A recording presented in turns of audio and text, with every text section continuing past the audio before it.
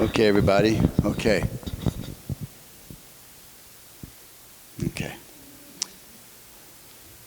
When I was 3 years old, I almost died. As you can see, that didn't happen. That's a good thing, right? My mother called the pediatrician in a panic. The doctor said, "Get Peter on the phone." He listened. He just listened to me breathe. And I couldn't breathe.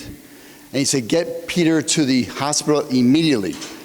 My mother rushed out of the New York City apartment, hailed a taxi, because that's what we do in New York City. We hail a cab, and rushed me to Columbia Presbyterian Medical Center, where they immediately put me into an oxygen tent.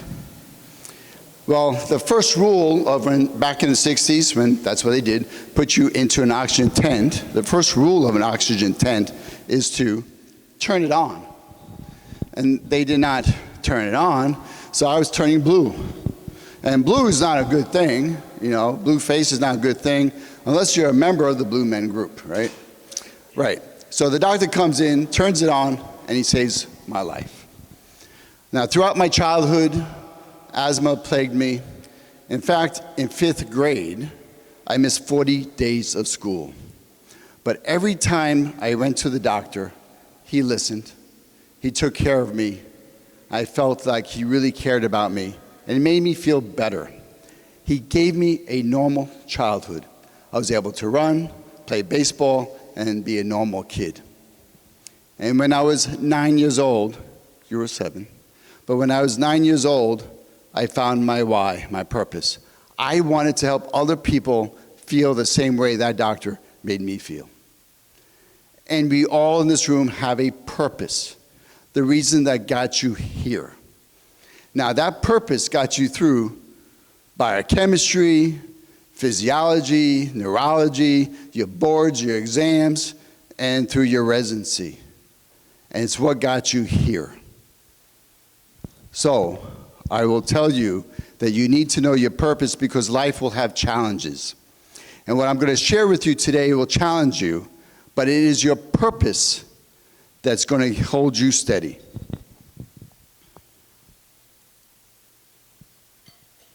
Just press that down. There you go. Good. So I want you to write down, not right now, your purpose in life and read it every morning and every night. Because you're going, like I said, have these challenges, and that purpose is going to get you through them. Okay. Got to press it hard. Okay, there you go. Okay. So the system is rigged. Did you ever look at a patient's chart and see that a service that you wanted to provide was not covered, so you did not offer that service? Well, you might have offered the service, but you didn't offer it with the gusto that you should have offered it. The excitement, like, well, we got a laser, we got shockwave, we got this, we got all these other alternatives, you know, and you know what? That's not how you're supposed to do it. So did you ever do that? And we all have at one time. So I remember that in my 4th year of practice, I hired my first associate. And I remember this one day, he looks at a patient's chart. And he says, "Oh my God, this patient's insurance does not cover orthotics. I guess this patient's not going to get orthotics today." So I walked up to him and I said, "You are right. This patient is not getting orthotics today." He looked at me, sort of confused, and I said to him, "The moment you put that thought in your head, it became true. You made a decision for that patient without even walking into the treatment room." And that's exactly what the insurance company wants you to do. They don't want you to offer these services. They, increasing premiums, they increase deductibles and copays, they decrease your reimbursements, and they do not allow services that should be offered, and they don't cover these essential services. It is the greatest scam in financial medical history. And every time you let the insurance company dictate how you practice, they win They become wealthier and you lose.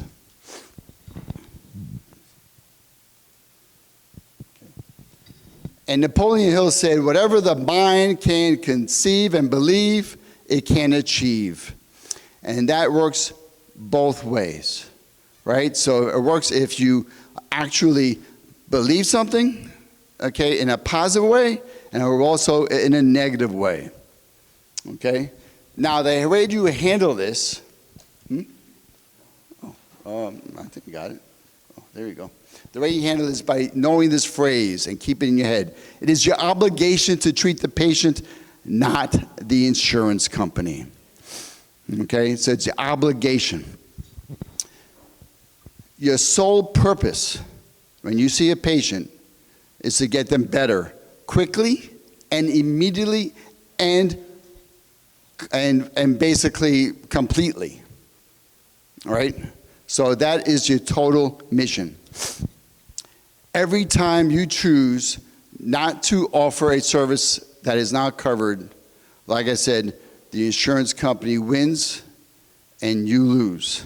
And the patient on top of that loses. So let's talk about selling. We think it's a bad word. We hate to use the word selling. Sales, it's a bad word. Selling just means service. It's all it means. Providing service to a customer.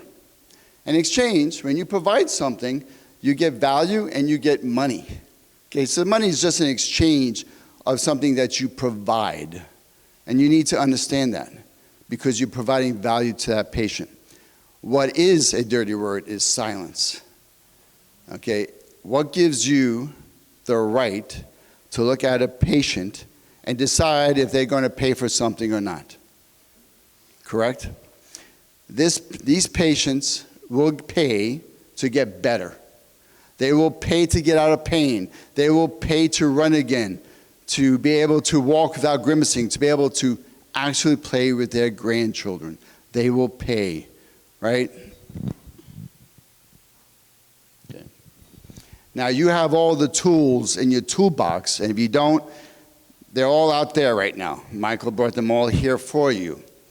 And even if you have these tools, we're not using them consistently because we are dictating, if the patient's going to pay us or not. And like I said, you don't have the right to do that. The tools help you stay modern. Patients don't want needles. They want painful procedures. People are getting treatment today from the internet, from Instagram.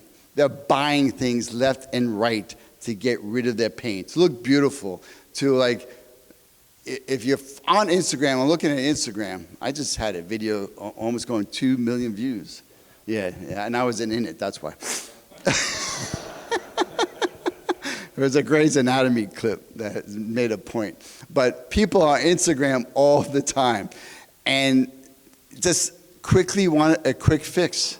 You have the solution. You have the answers. You are the experts. You should be telling them and go online and say, this is a bunch of BS. Let me tell you how we can fix it without painful needles and injections and surgery. That's what people want. And you have to give people what they want in order to get you have to give them what they need in order to get what they want. Okay. Your silence isn't protecting them. It's costing them. It's costing the patient. So let me tell you a story about Betty and Veronica. You know Betty and Veronica? No Jughead in this story. Okay. And this is relatively true, except for the patient's names. Now, imagine Betty comes to my office, and has heel pain. And I said, okay, we can take care of that. I eventually give the patient, Betty, a pair of custom orthotics. She feels great. She's walking out of my office feeling fantastic. She is walking and sees her friend Veronica, and Veronica is limping. He says, why are you limping, Veronica? And Veronica said, I have heel pain. Oh, I got the guy for you. His name is Dr. Wishnie. Go see him. He's fantastic.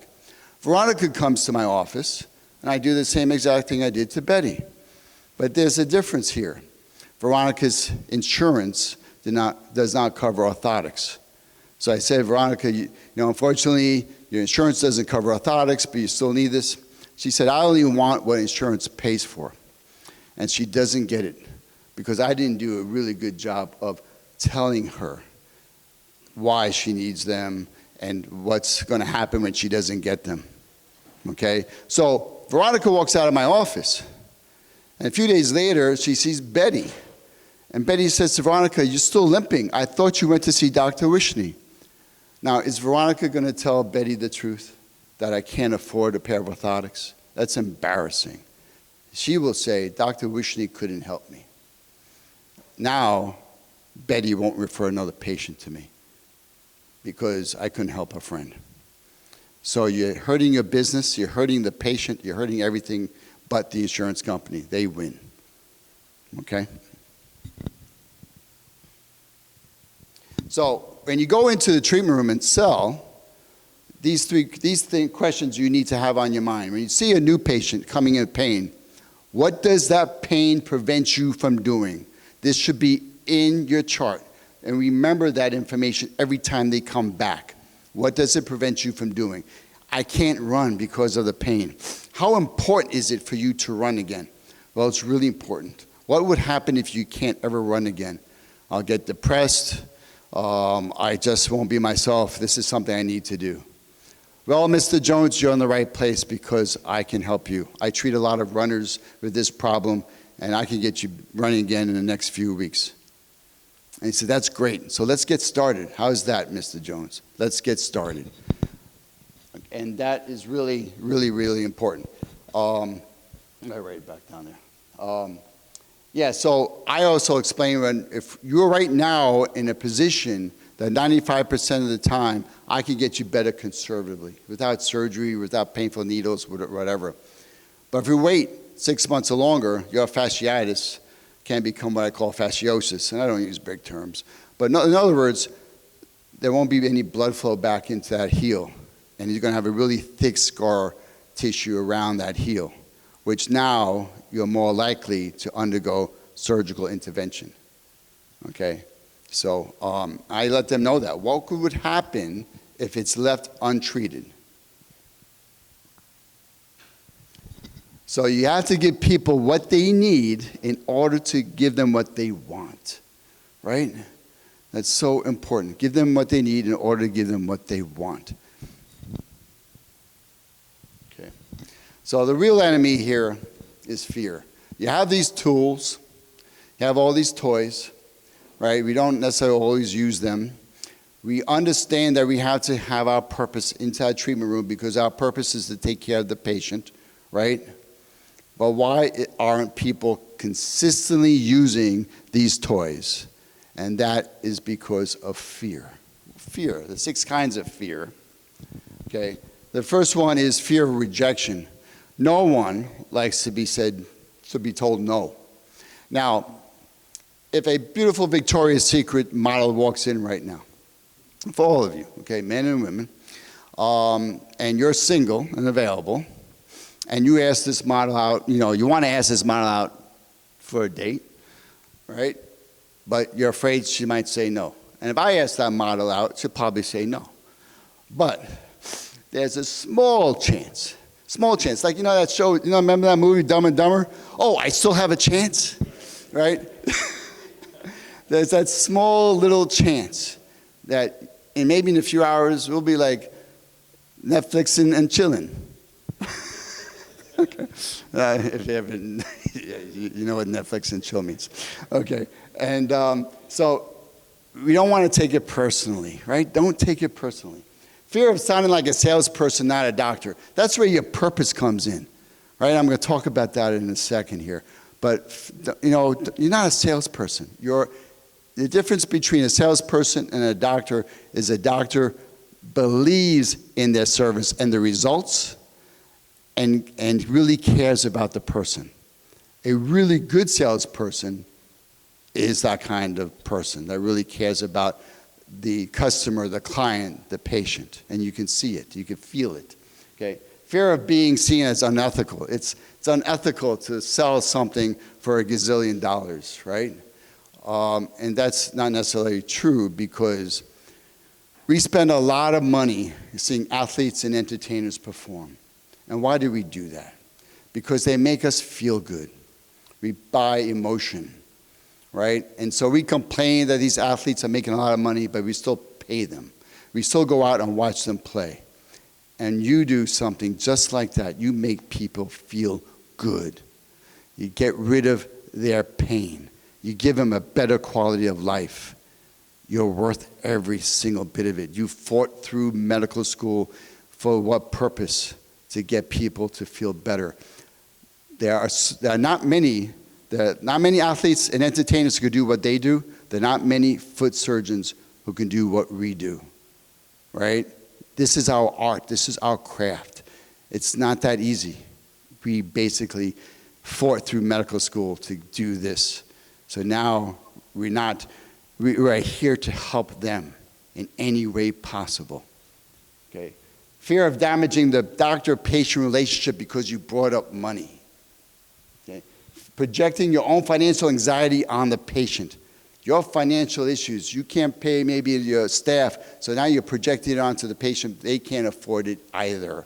Okay? And the one thing that a lot of people won't talk about, your self-worth. The voice says to yourself, who am I to ask all that, to get paid that kind of money for this procedure, this pair of orthotics? Who am I to ask for that? And you need to understand your value. And this is how you overcome that. When it comes from your heart, it never sounds like a sales pitch. You truly care about them. And a lot of us, when you hear the word no, you immediately think it's no, and you just say, okay, it's no. And there's always a saying no, and when you're giving your presentation, make sure that the patient understands why they need that treatment before they understand, before you tell them the cost of something, the investment in something, because that's what they're doing. They're investing in their health. It has to come from your heart. So I would like to let you know that that 3-year-old boy who couldn't breathe actually became a doctor, okay, who listened to their patients, got them better for decades, and fulfilled his purpose in that aspect. And I need you to understand this. You didn't fight through medical school to let an insurance company's spreadsheet dictate how you treat a patient. So remember to treat the patient, not the insurance company, to give the patients what they need in order to get what they want, and come from your heart, because it never sounds like a sales pitch. If you do that right now, and to this very day, this moment, we have a day and a half of this, 2 days of this, start having the practice you so deserve and the life you so deserve, and it starts right now.